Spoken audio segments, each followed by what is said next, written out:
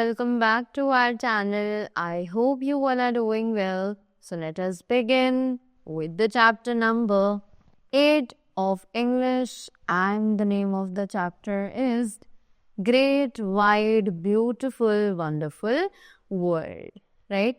So basically this is a poem जिसमें हमें हमारे world के बारे में explain किया जा रहा है.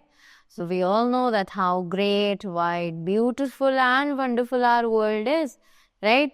So let us read the poem and know more about this thing. Great, wide, beautiful, wonderful world with the wonderful water round you curled, right?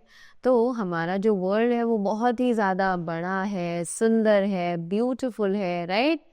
और यहाँ पर जो वंडरफुल चीज़ें हैं उनमें से सबसे पहली चीज़ आती है वाटर, राइट, जो कि हमारी पूरी अर्थ पर घूमता रहता है. And the wonderful grass upon your breast, और अर्थ के ऊपर बताया जा रहा है कि जो वंडरफुल ग्रास है वो भी बहुत ज़्यादा सुंदर है. World you are beautifully dressed, और इन ग्रास और वाटर की मदद से आपकी जो ड्रेस है वो बहुत ही ज़्यादा सुंदर लगती है.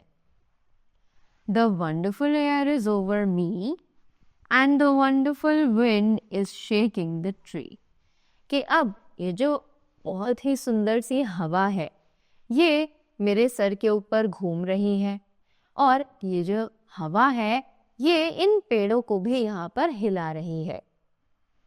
It walks on the water and whirls the wheel, कि ये हवा जो है ये पानी के ऊपर से होकर गुजरती है.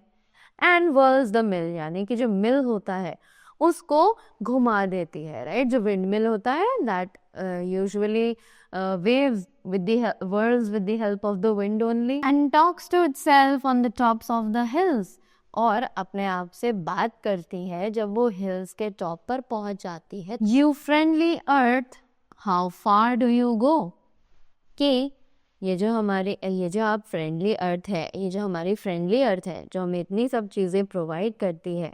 How far do you go with the wheat fields that nod and the rivers that flow, कि आप चलते चलते कितनी दूर जाते हो, कि ये जो व्हीट फील्ड्स हैं ये लहरती रहती हैं, ये जो पानी है ये चलता रहता है, कितनी दूर तक आप जाती हो. With cities and gardens and cliffs and isles, कि आप सिटीज से गार्डन्स में, क्लिफ्स से लेके आइल्स, आइल्स यानी आइलैंड, राइट. तो पानी, ग्रास, ये सभी चीज़ें हर जगह पाई जाती हैं, right. And people upon you for thousands of miles, और लोग जो है वो आपके ऊपर इतना थाउजेंड्स ऑफ माइल्स ट्रैवल भी करते हैं. You are so great and I am so small. Now the person is saying कि आप इतनी ज़्यादा बड़ी हो और मैं आपके सामने इतनी छोटी सी हूँ. I tremble to think of you world at all, and yet when I said my prayers today a whisper inside me seemed to say, कि मैं आपके बारे में बहुत ज़्यादा सोचती हूँ, राइट.